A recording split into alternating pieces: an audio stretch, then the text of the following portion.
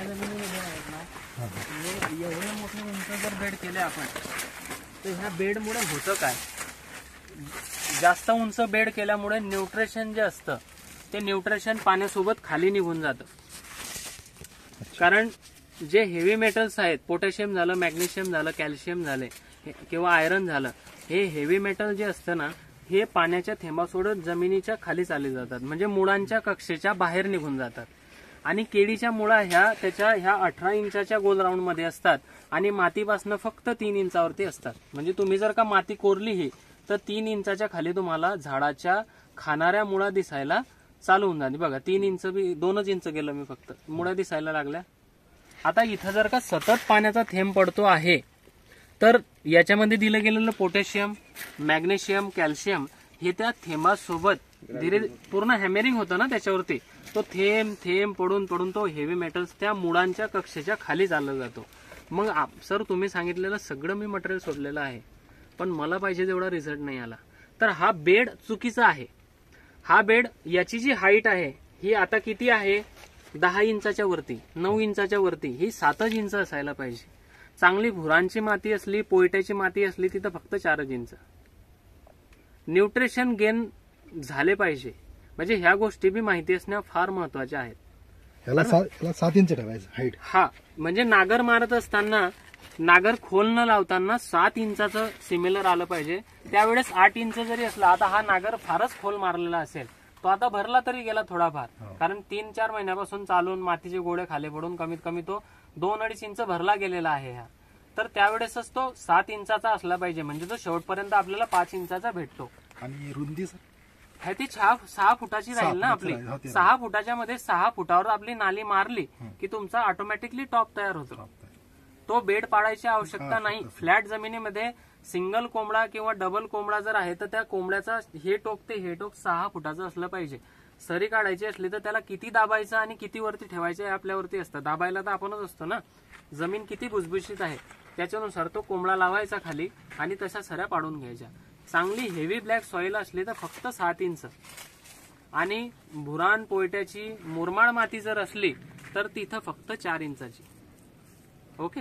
आता सिंगल म्हणजे single lat टाकल्यामुळं आता याच्या 4-4 इंचामध्ये ओलावच नाहीये. हो, तेच फरक पडला. एका बाजूने याच्यामध्ये दादा झालेलं काय मी तुम्हाला सांगतो. यांचा स्वतःचा अनुभव असेल, केळीमध्ये डबल लॅटरल आणि सिंगल लॅटरलचा भरपूर फरक पडतो. आपण मागे पडतो.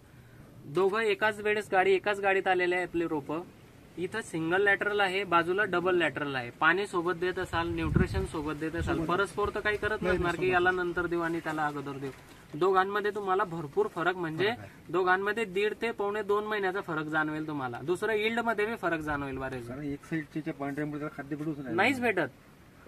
ह्या प्रॅक्टिसेस ज्या आहेत बघा, सायंटिस्ट लोकांनी जेवढ्या गोष्टी सांगितलेल्या आहेत त्या सत्य आहेत, पण त्याला आपण परतळून बघून त्याच्यामध्ये परत आपल्याला काहीतरी आपलं नवीन आपल्या इकडच्या याच्यानुसार ते काम करावं लागेल. कारण झाड मोठं होते, झाड मोठं आल्यानंतर त्याचे जर पाहिल्यानंतर असा 36 इंच जर येऊन राहिला आहे तर त्याच्या मुळात तेव्हा चालले ते कसं आहे, किती ठेवायला पाहिजे मुळात जवळ.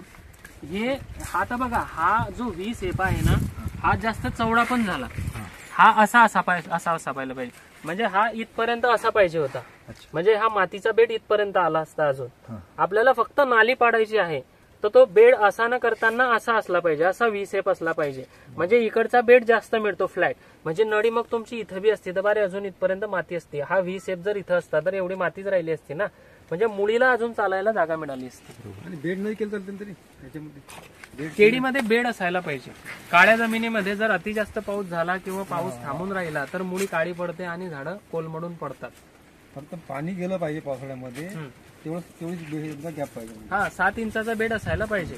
म्हणजे चुकून नळीने जर जास्त पाणी दिलं गेलं किंवा अति पाणीचा उद्रेक झाला तर तो पाणी लीच आउट गेला पाहिजे. त्याला पाणी किती तास द्यायचं आता पाण्याला जे आहे याच्या पानानुसार पाणी द्यायचं. आताचं जे टेम्परेचर आहे 36 ते 40च्या लगभग मध्ये, तर एका पानाला 1.5 लिटर पाणी गेलं पाहिजे. व पानांची संख्या किती आहे, जर आजच्या कंडिशनला याच्या पानांची संख्या जर मोजली आपण तर 1 2 3 4 5 6 7 8 9 10 11 12 13 14 15 पानं आहेत. आणि खालचे 3 पानं सुकलेले आहेत. बरोबर, म्हणजे 17-18 पानांवरती आहे. तर 17 दीड किती झालं,